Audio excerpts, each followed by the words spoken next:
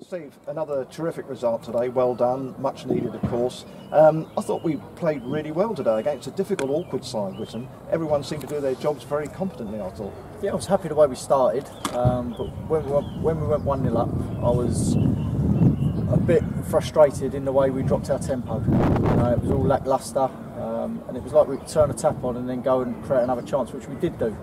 But it was too often that we just let them have possession, let them put it in behind us, didn't work hard enough.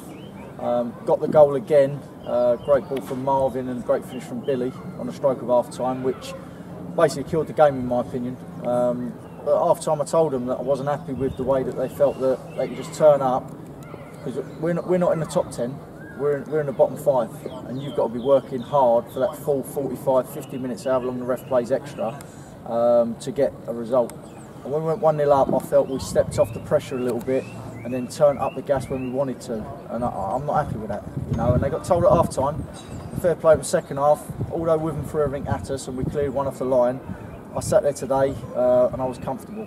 I didn't really feel them as being a threat, and I just wanted my team to just get the ball and make the extra pass, which we did in occasions in the second half, and we could open them up and could have had a couple more goals. You kind of feel with that forward line that we've got at the moment that every time we went forward, which perhaps wasn't enough in the first half, we looked likely to score. Yeah, definitely. Like I say, Nathan's been fantastic.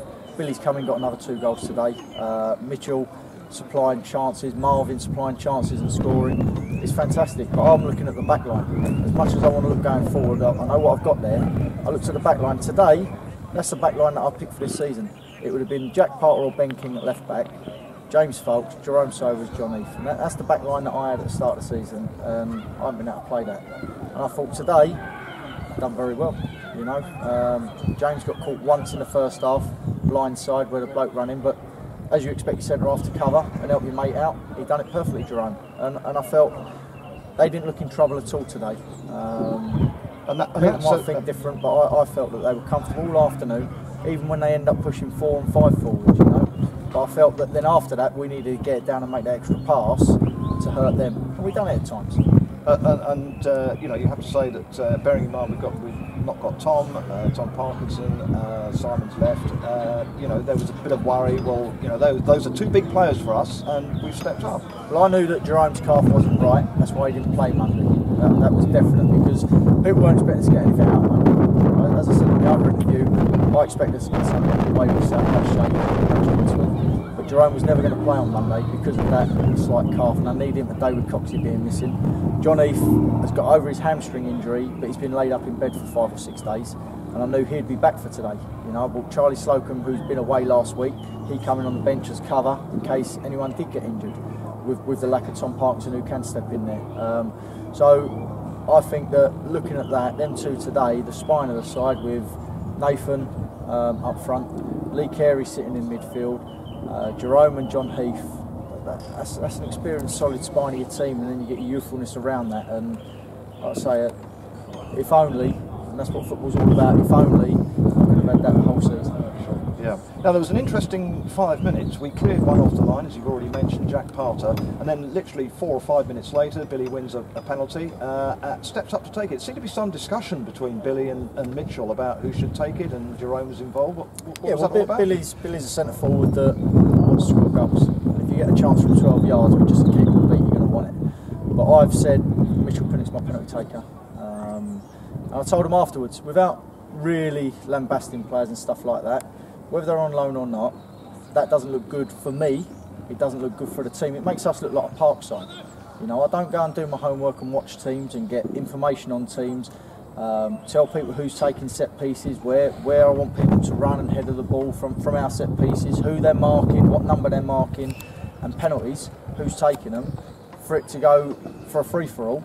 And Billy, like I say, Billy's that strong character, wants to take them and score them. I understand that, but I made a decision when Mitchell took the last one before Billy come, and Mitchell come back and he's a penalty taker.